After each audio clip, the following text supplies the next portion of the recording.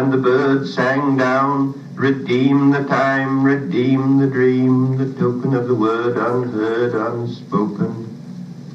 Till the wind shake 1,000 whispers from the yew, and after this our exile. Now we'll start with this word that's the last word of part 4, exile. I think it's really at the heart of this poem. I think, like Dante, Eliot understood the concept of geographic dislocation. Born in St. Louis, finds his way to Harvard, leaves Harvard, goes to first France, Paris, and then ultimately to England, where he meets Ezra Pound.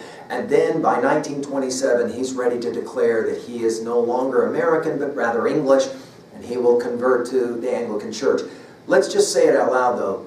That was a form of exile for him, and it was a form of exile that remained all his life. He was never totally sure where he belonged. And that's a challenge. That's a challenge for Dante. It's clearly a challenge for Eliot as well. I think the other thing that we want to pay attention to in this one is the repetition of the word who. Notice it at the very beginning. We'll see it, this who repeated, right?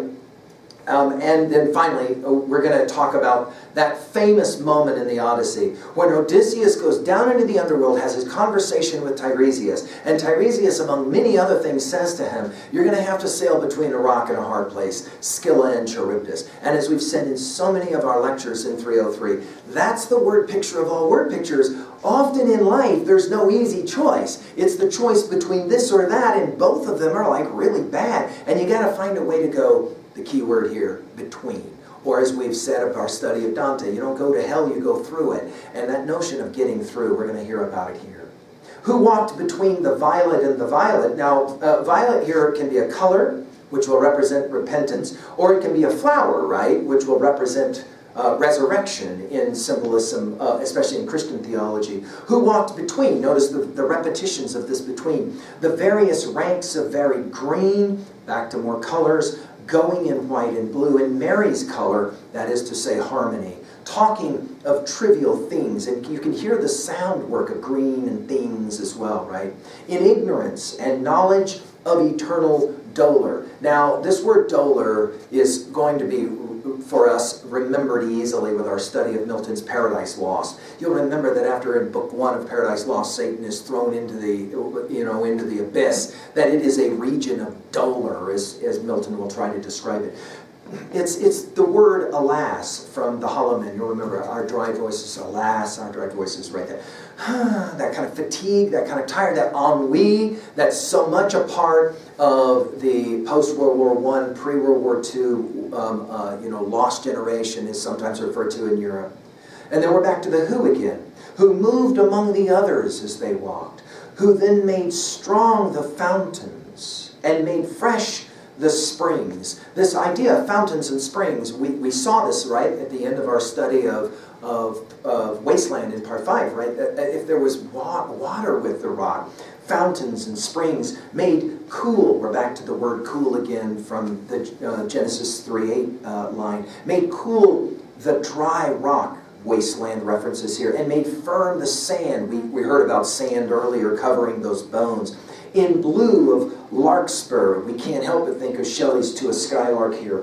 Blue of Mary's color, and then we get a line from Dante's Purgatory. Savona Vos is the line, be mindful or remember us, right, from Purgatory 26, 147. I've given lectures on that elsewhere. You can run that one to ground, right? Be mindful of what? Well, obviously be mindful of the punishment of sinners who are in purgatory and pray for them. But there's a whole lot more to this line, right? Be mindful. In other words, pay attention, okay? And here again, we can't help but think about Thomas Gray's Elegy in a Country Churchyard as we think about this whole notion of remembering and how to be remembered. Here are the years that walk between. Again, Scylla and Charybdis comes to mind. Bearing away the fiddles and the flutes. Think about our comments of Psalm 137 and the hanging of the harps in the trees. And then we get the word restoring, restoration. One who moves in the time between sleep and waking, wearing white light folded, sheathing about her folded. Between the idea and the reality falls the shadow is the way that it's expressed in the Hollow Men.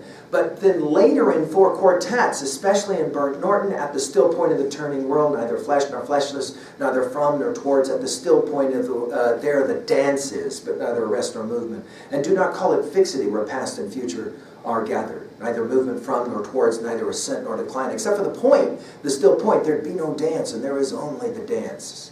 I can only say where we have been, but I cannot say how long, for that is the place of it in time. This idea is echoed. I think this is much of the genesis of that idea playing here, right? As he says, that area between this and that, right? White light folded, sheathing about her, folded. A white light still and burning will be the way he talks about it in the four quartets. The New Year's walk, restoring. We think about Hardy's darkling thrush and the whole idea that an old bird can maybe give him some hope. I think Eliot is actually going to find the kind of hope and resolution that Hardy never could. He echoes it here. Through a bright cloud of tears, the years restoring. Notice the repetition of restoring again and again. Notice it's a bright cloud of tears. There will be pain, there will be suffering. As we pointed out, the difference between humans and mammals is that mammals have pain, but mammals don't suffer. It's humans that suffer. Well, what's the difference between pain and suffering? Well, suffering is knowing that there's such a thing as a fly swatter. Flies don't know about fly swatters. Birds don't know about BBs, to borrow from Harper Lee's To Kill a Mockingbird. The idea is that we as humans, back to Burns' To a Mouse, we as humans, unlike the mouse whose house has been destroyed, we as humans, see, here's the thing. That's the thing about suffering. We know that Beowulf's dragon's waiting for us, right?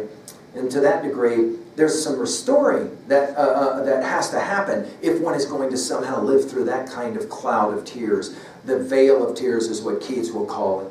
And then there's this interesting phrase, which may be the key line of the poem for many, many readers, with a new restoring, with a new verse, the ancient rhyme. I would write that line down, restoring with a new verse, the ancient rhyme. I think this is T.S. Eliot's ultimate project. I think this is why I wrote four quartets, and I'll say as much in my lectures on four quartets in a bit. The idea simply being that there is this powerful way to reinvent the ancient rhyme and to find a new verse. We can't help but think, in the Iliad, in Book 9, of Achilles sitting in his tent when Odysseus and his pals show up to convince him to return. And what is he doing? He's strumming on his harp, playing music and singing songs about the ancient rhymes, the old warriors, right? Trying to reclaim. Every generation has to do this, which is why we say we are the stories we tell and retell. We're also the stories we accept, and we're the stories we reject, right? That is to say, the ancient rhymes sometimes have to be rediscovered, reorganized, restored, and maybe even jettisoned completely. Then we get to the word redeem. Redeem the time, redeem the unread vision in the higher dream. We can't help but think of Freud the minute we hear this word dream. Freud, very influential on the thinking of Eliot, as well as Tennyson's In Memoriam, both sections 1 and 4 will talk about this idea of understanding the dream, right? While jeweled unicorns draw by the gilded hearse. Now, many have read this as Eliot accepting that while his poetry was jeweled, as in brilliant, it was a hearse. It was death. There was no other place to go. Even though Shante, Shante, Shante is the final line of that poem, Wasteland. In the end, it's a hearse, right? We think about Dante's Purgatory 29 as well. Remember the chariot that shows up when you think about the hearse. The silent sister. And then we get the use of the word veiled in white and blue. Now, this veiling makes us think about Exodus 33:20. It makes us think about Exodus 34:29 through 35. It makes us think about Matthew 27:51 and the veil being torn in the Holy of Holies at Christ's death. All of that to say, the veil is here, the thing that stands between, that separates us in some way from what we want. And so here we've got the silent sister veiled in white and blue. Between the yews, and again we're back to the yew trees, right? Between the yews, behind the garden God. Now this yews, as we've said, I mean you're going to hear this in part 4 of Burnt Norton, Chill, Finger of Hugh, is one more image of this idea of the yew tree. Okay. whose flute is breathless, bent her head, and sighed but spoke no word. The power of silence, and as we've often called it, translinguistic understandings of the metaphysical understanding. It's often beyond words. It's the power of silence. But the fountain, and again we'll come back to this with Burnt Norton, sprang up, and the bird sang down. Obviously we think about St. Augustine's Confessions in Confessions 8, right? And as well Romans, when he comes to that verse of Romans 13, 14, as we've commented in other lectures. And then again, the word redeem. Redeem the time, redeem the dream, the token of the word, unheard, unspoken, till the wind shake 1,000 whispers from the yew, and after this, our exile. In other words, and let's finish now with part 4, the only way to joy is through sorrow. The adoption of responsibility, if you will.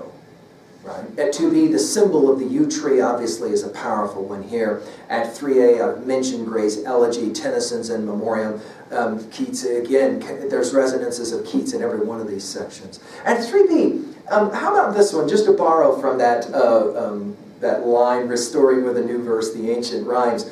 What is your new verse, right, restored from an ancient rhyme? Do you have one? Do you have a way of thinking about these old classic stories, these old tales, as being somehow new again, reinvigorating? What stories have you somehow been able to redefine in a powerful way for yourself?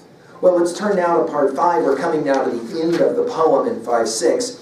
And it's in part 5 that we're going to hear about the word, the logos. We're going to think about our studies of Plotinus. We're going to be reminded of the power of that opening lines of the Gospel of John. In the beginning was the Word was with God.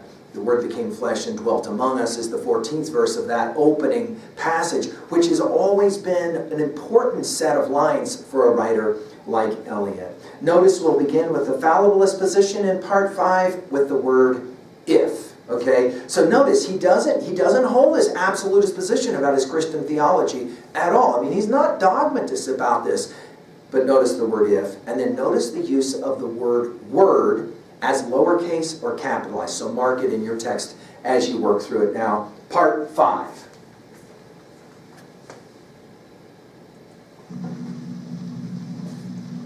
If the lost word is lost, if the spent word is spent, if the unheard, unspoken word is unspoken, unheard, still is the unspoken word, the word unheard, the word without a word, the word within the world and for the world. And the light shone in darkness, and against the word the unstilled world still whirled about the center of the silent word. O my people, what have I done unto thee? Where shall the word be found? Where will the word resound? Not here, there is not enough silence, not on the sea or on the islands, not on the mainland, in the desert or the rainland, for those who walk in darkness, both in the daytime and in the nighttime. The right time and the right place are not here, no place of grace. For those who avoid the face, no time to rejoice. For those who walk among noise and deny the voice. Will the veiled sister pray for those who walk in darkness, who chose thee and oppose thee, those who are torn on the horn between season and season, time and time, between hour and hour, word and word, power and power, those who wait in darkness? Will the veiled sister pray for children at the gate who will not go away and cannot pray? Pray for those who chose and oppose. O my people, what have I done unto thee? Will the veiled sister between the slender yew trees pray for those who offend her and are terrified and cannot surrender, and affirm before the world and deny between the rocks? In the last desert between the last blue rocks, the desert in the garden in the desert of drought, spitting from the mouth the withered apple seed. O my people.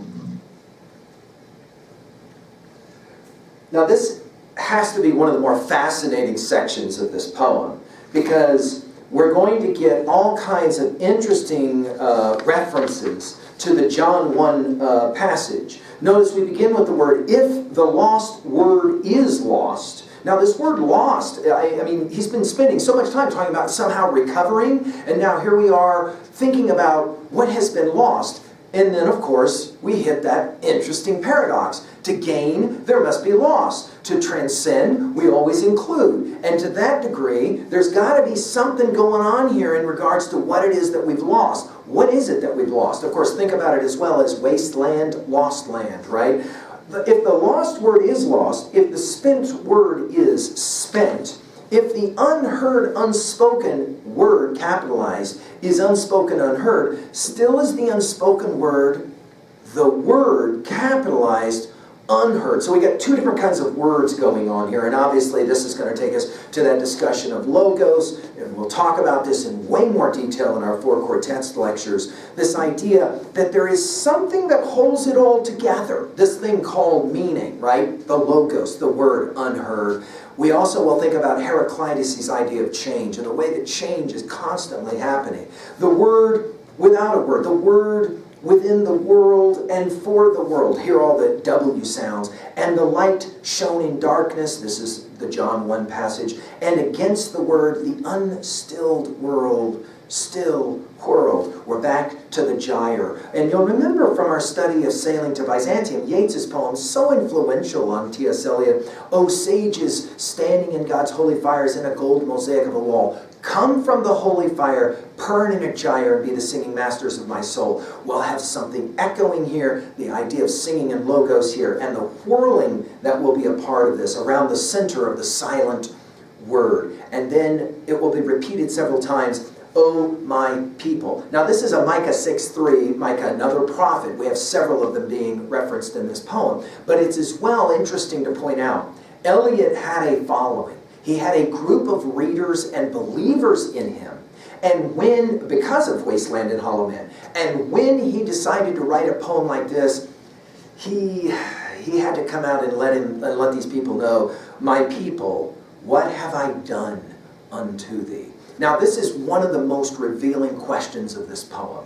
I think Eliot was deeply concerned that by the time he had his conversion experience, he realized there was a whole generation that had been labeled as the lost generation who had become incredibly attracted to what? The wasteland and the hollow man. And to that degree, this is the way the world ends, not with a bang, but a whimper. And to that degree, I think Eliot had some serious consternation about some of the hopelessness and despair that he had shared with his people. Oh, my people, what have I done unto thee? Where shall the word be found? Where will the word resound? We're going to come back to this. The word in the desert is most attacked by voices of temptation in 4 quartets. Where shall the word resound? Not here. There is not enough silence. Not on the sea.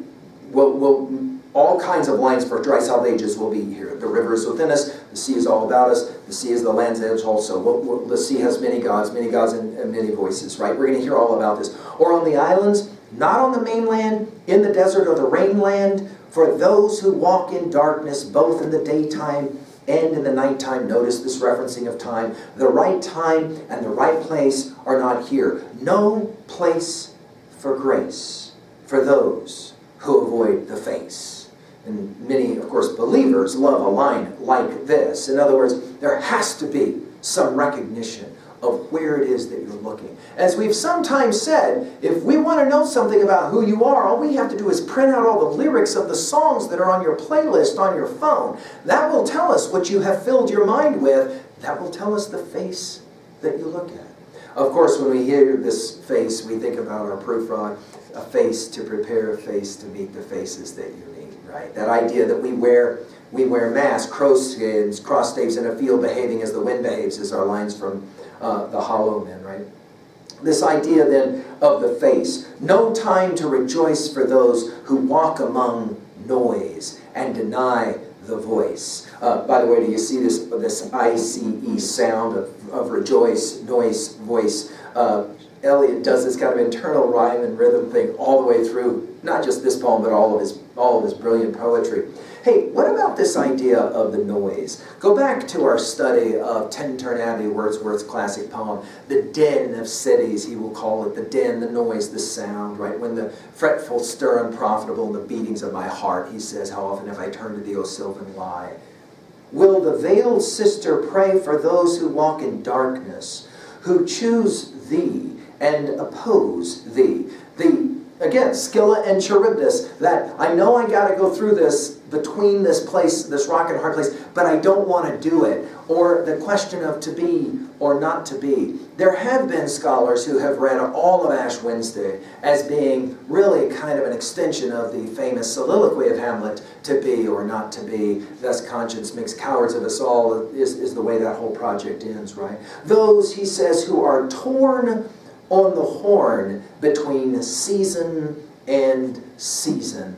The minute we think about this idea of being torn between two opposites, we can't help but think, of course, of our dialectic that's the Hegelian synthesis of thesis, antithesis, synthesis. I'd like to as well point out that this is again back to Shelley's Ode to the West Wind. If winter come, can spring be far behind? The idea is that we live in between seasons and through seasons, right? And that's the whole point of Ruthie's tree out there in our courtyard, that in the spring and in the summer, filled with leaves, and then of course by the winter, in the middle of winter, all the leaves are gone, and then of course we pray and hope that the spring will come back. Time and time, between hour and hour, word and word, power and power. That idea of compounding the word, repeating the word, gives us some sense of just, what is it that he says in Holoman? Life is very long, as he quotes from the ancient Greek writer. Those who wait in darkness. Now, we